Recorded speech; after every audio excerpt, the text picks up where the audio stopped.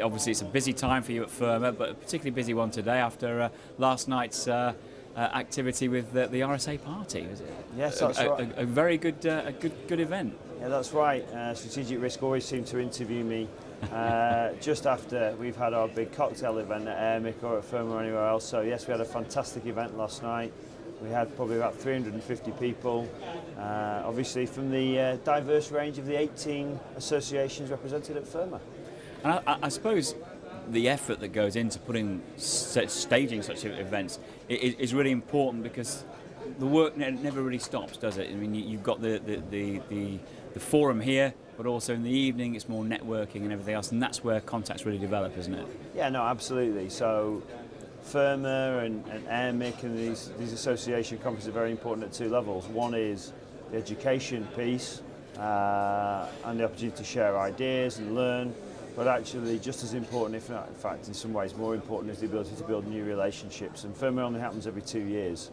So it's really quite a unique event and a unique opportunity to catch up and meet people from broking and from the customer side as well.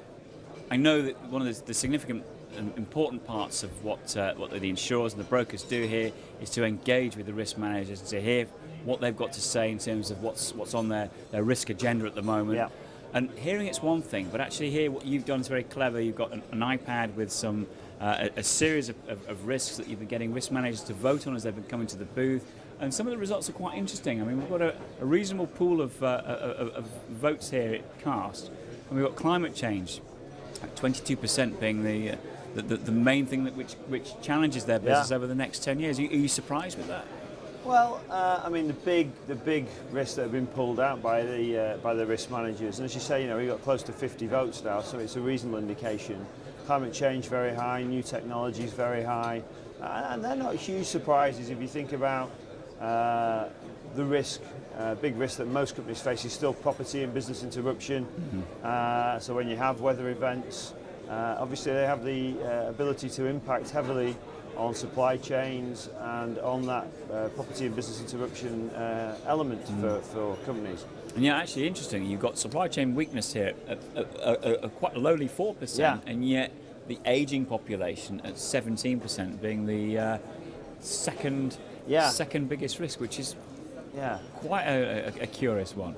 I think that's I think you're right. I think that's a bit of a surprise that it's come out at 17%.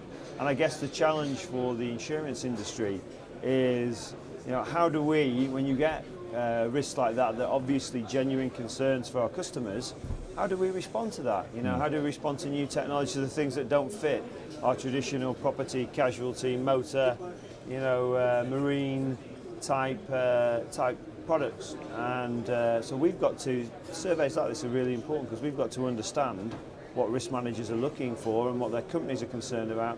And if we're going to stay relevant to those customers, we have to, as an industry, respond to those concerns. Okay. And I guess responding is one thing, but also taking the initiative and driving ideas forward and innovating is equally important from your perspective.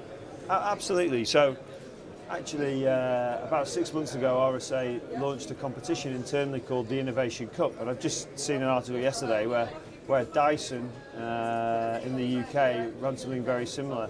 And the challenge was to our people was to get out and come up with ideas, new customer-led products, with real insight that solve problems. And yesterday, for example, I had a meeting with a number of the big risk managers for power generating companies to look at the issue of spare parts.